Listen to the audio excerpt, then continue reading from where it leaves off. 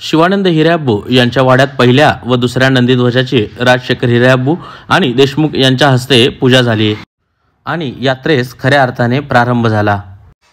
विविध धार्मिक विधींनी नटलेली ही यात्रा जवळपास 900 वर्षांपासून आज तागायत सुरू आहे। मानाच्या पहिल्या 2 काठ्यांची पूजा झाल्यानंतर श्री सिद्धेश्वर प्रशालेसमोर कलेक्टर कचेरीच्या जुन्या फाटकाजवळ 1 ते 7 काठ्या येऊन उभारल्यानंतर सरकारतर्फे देशमुख हे हिरेअब्बू यांना सरकारी आहेर करतात।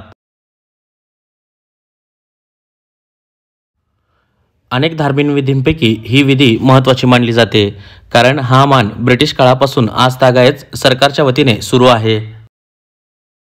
सरकारी आहेर करणारे देशमुख हे मानकऱ्यांना हार, तुरा, फेटा आणि शेला घालून सत्कार करतात। महाराजांची यात्रा आज 13 तारीख आजपासून सुरुवात होते आणि अब्बूरायांच्या घरापासून नंदीकोलला दोन्ही नंदीकोलची पूजा करून यात्रेची सुरुवात होते आणि इथं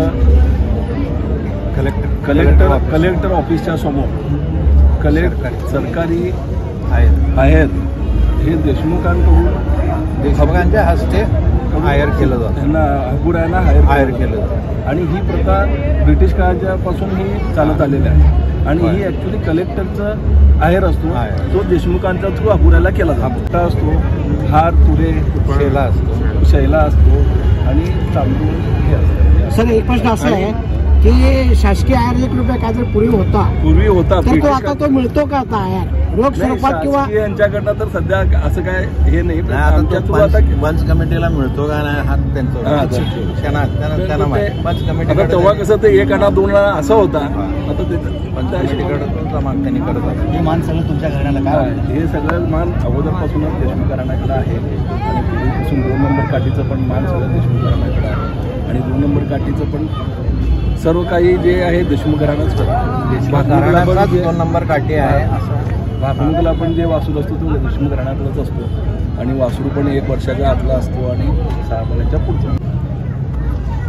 खरं म्हणलं तर आम्ही या घराण्यात जन्मलो हेच आमचं मोठं भाग्य आहे आणि हे सेवा करताना पण आम्हाला खूप आनंद असतो, अभिमान पण वाटतो आणि पारंपरिक प्रमाणे आम्ही हे करत आलेले आतापर्यंत।